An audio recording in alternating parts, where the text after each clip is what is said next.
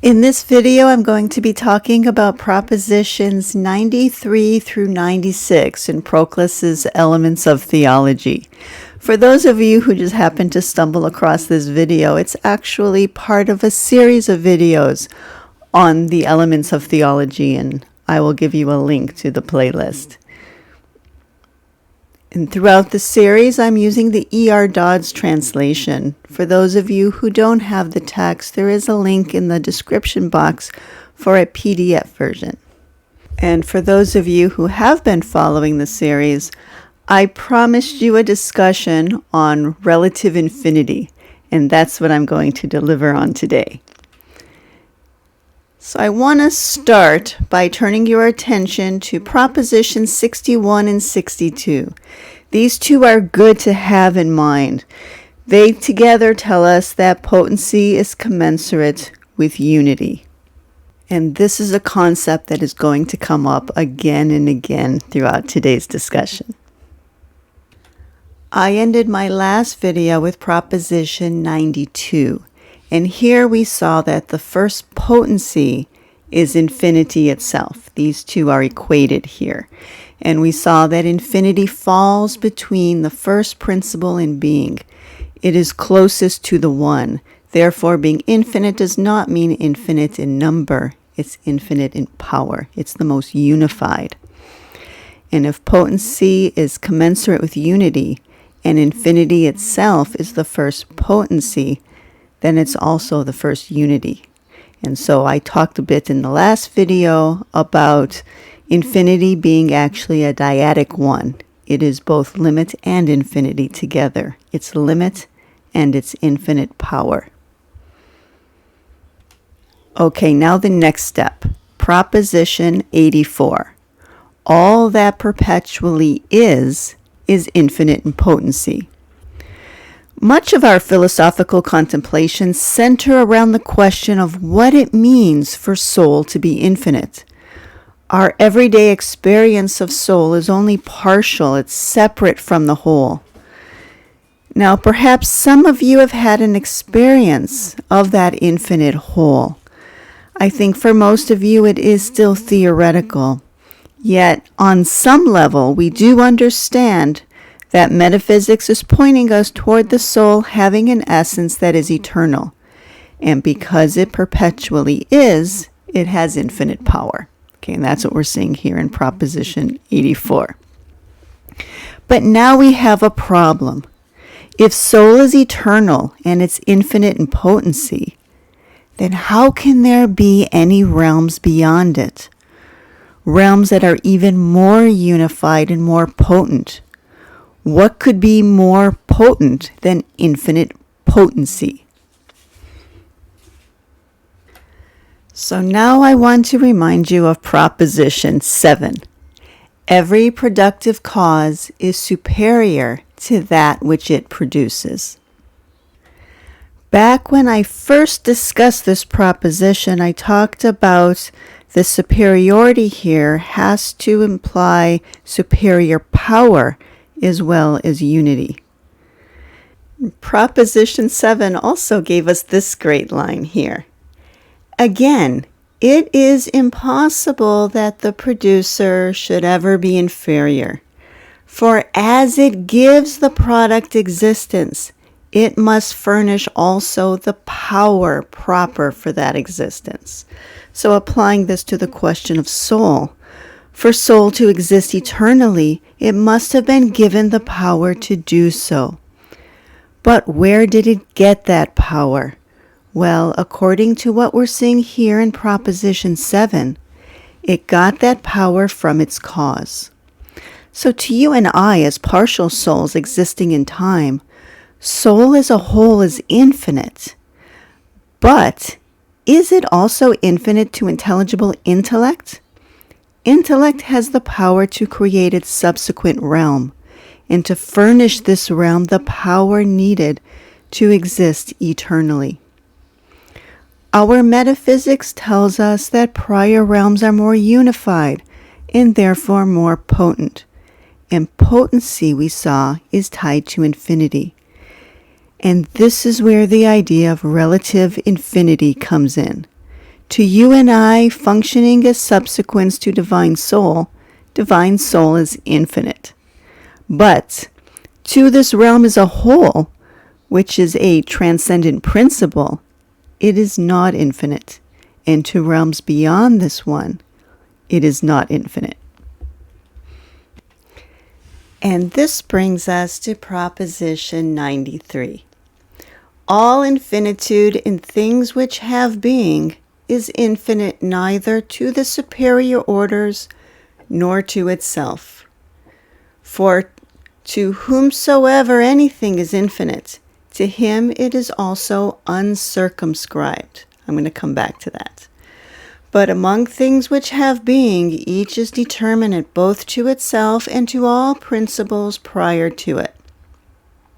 It remains then that the infinitude in such things is infinite only to inferior principles, above which it is so supereminent in potency as to escape the grasp of any of them.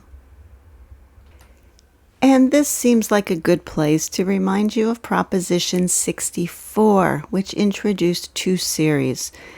There were the self-constituted substances complete in themselves, and then there were these irradiations, which have their substantiality in something other than themselves. And I really want to focus on these irradiations, and so that's what I highlighted in the body here. The latter, meaning the irradiations, are upon such a level that they belong to their participants. For being incomplete, they require a substrate for their existence. So what we're seeing here are transcendent substances and immanent substances. And the immanent are incomplete, they belong to their participants. As souls, you and I are infinite, but as incomplete irradiations, we are tied to the lower realms. We identify with the lower realms, and our activity is in time. The transcendent, then, as transcendent, are infinite to their subsequents. And this is why, back in Proposition 93, we see that the infinitude in such things is infinite only to inferior principles, above which it is so supereminent in potency as to escape the grasp of any of them. For though they extend themselves toward it with whatsoever reach, yet it has something which altogether transcends them. Though all of them enter into it, yet it has something which for secondary beings is occult and incomprehensible. Though they unfold the potencies contained in it, yet it has something unattainable in its unity, an unexpanded life which evades their explication. So does this mean that we cannot know ourselves as soul? Way back at Proposition 11, we saw that all that exists proceeds from a single first cause. This proposition includes this line that I put in yellow. For nothing infinite can be apprehended, and the causes being unknown, there can be no knowledge of their consequence. So if soul as a monad is infinite to us, it would follow that we could never know it. But worry not, there is still more to Proposition 93. Proclus followed this point with the word but. But, containing and determining itself as it does, it cannot be infinite for itself, and still less for those above it, since it possesses but a parcel of the infinitude which is in them. For the potencies of the more universal terms are more infinite, being themselves more universal and near in rank to the primal infinity. And so as souls, we can know ourselves. And by the way, this first line I said I would come back to, this is very much in the spirit of what we saw in Proposition 11, the idea that what is infinite is not known to us. Okay, but what Proclus is saying here at the end is that we can know ourselves. We are not infinite to ourselves.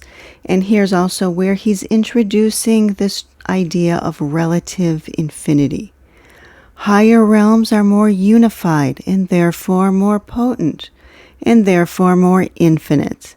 Just as we, from our conventional perspective, cannot grasp the infinity of soul as a whole, so too soul falls short of the infinity of intellect. If we think of the intelligible as made up of three worlds, we'll see that intellect falls short of life as a whole, which in its turn falls short of being. And all of them are preceded by infinity, which is the closest to the one or the good. This notion of relative infinity will come up again in Proposition 95. First, though, we need to take a look at Proposition 94. Proposition 94 reads, "All perpetuity is a kind of infinitude, but not all infinitude is perpetuity." So you should all recognize this structure by now, this logical structure. We've seen this way of ordering terms in a hierarchy many times. This structure falls back on Proposition 60. And just as a quick reminder, Proposition 60 reads, "Whatever principle is the cause of a greater number of effects is superior to that which has a power limited to fewer objects and which gives rise to parts of those existences constituted by the other as wholes." So basically, whatever is broader is closer to the one, is the higher term. So for example, all living things must participate in being, but not all things that exist necessarily have life. So being is broader than life, and therefore it is the higher term. So now, coming back to Proposition 94, we're seeing that infinitude is broader than perpetuity. Infinitude includes perpetuity, but there are other forms of infinitude also. So let's see how Proclus explains this. He says, "For of things infinite, many have this attribute in a sense other than that of perpetuity, as the infinitude of quantity and of bulk, and the infinitude of matter and the like, which are infinite either because they cannot be enumerated or traversed, or else by the indetermination of their essence." So we have three other forms of infinitude mentioned here: quantity, bulk, and matter. And notice that enumerating, traversing, and the indetermination of essence match these three. Infinite quantity cannot be enumerated, infinite bulk or size cannot be traversed, and the infinitude of matter results in the indetermination of its essence. Okay, going on. But it is plain that perpetuity is an infinitude, for that which never fails is infinite. And this is what we mean by perpetuity, which involves an unfailing subsistence. And so now he has given us a nice definition of perpetuity. And here's how he finishes it up. Hence, infinitude is prior to perpetuity, since that principle is the more causative, which gives rise to the greater number of terms and is the more universal. And that's what we saw in Proposition 60. Thus, the first infinity is prior to eternity. Okay, going on to Proposition 95, now we're going to revisit the idea of relative infinity. So Proposition 95 reads, "The more unified potency is always more infinite than one which is passing into plurality." So we've already seen this basic idea, but now Proclus is laying it out in concrete terms. And it reads, "For if the first infinity is nearest to the one," which is what we reviewed at the beginning here from Proposition 92, then of two potencies, that which is more akin to the one is infinite in a greater degree than that which falls away from it, since a potency, as it becomes manifold, loses that likeness to the one which caused it while it abode therein to transcend the rest, concentrated in indivisibility.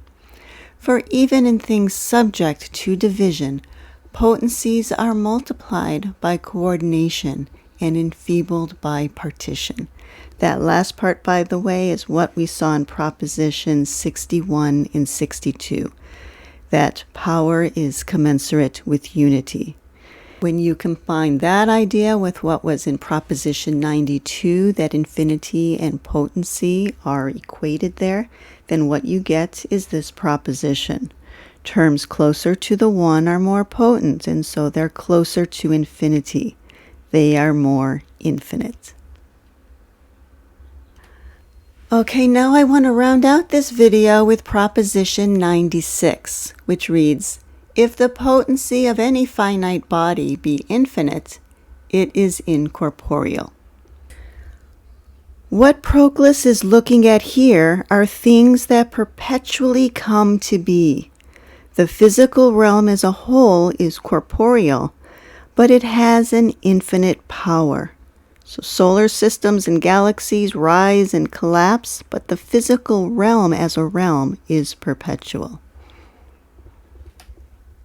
The idea of perpetually coming to be was introduced back in Proposition 55. And in this proposition, Proclus wrote that what perpetually comes to be, in virtue of its coming to be, it is attached to the inferior order, the order of time, while in its perpetuity, it imitates the eternal nature. And then there was this great corollary that we've already looked at more than once, I think.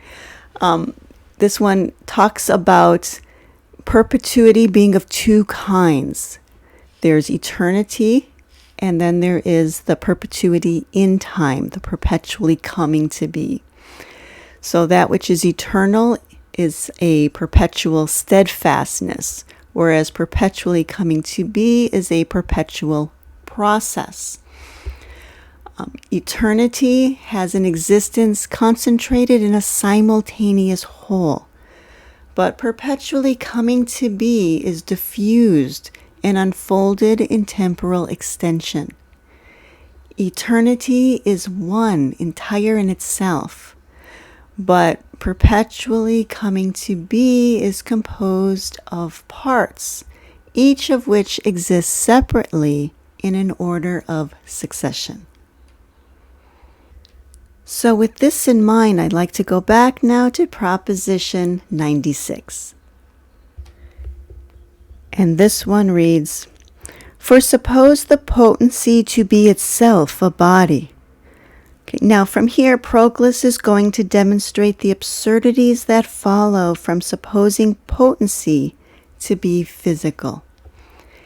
If this body be infinite, the infinite will be contained in the finite.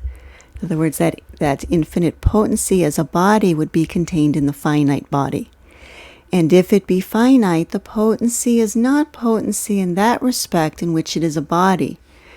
For if it be finite qua body and infinite qua potency, in that respect in which it is a body, it will not be potency.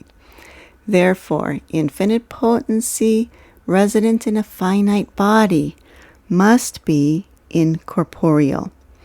Now, it is definitely difficult to follow this one. This is because the hypothetical doesn't really make sense. Nothing physical is infinite, and so that's his point.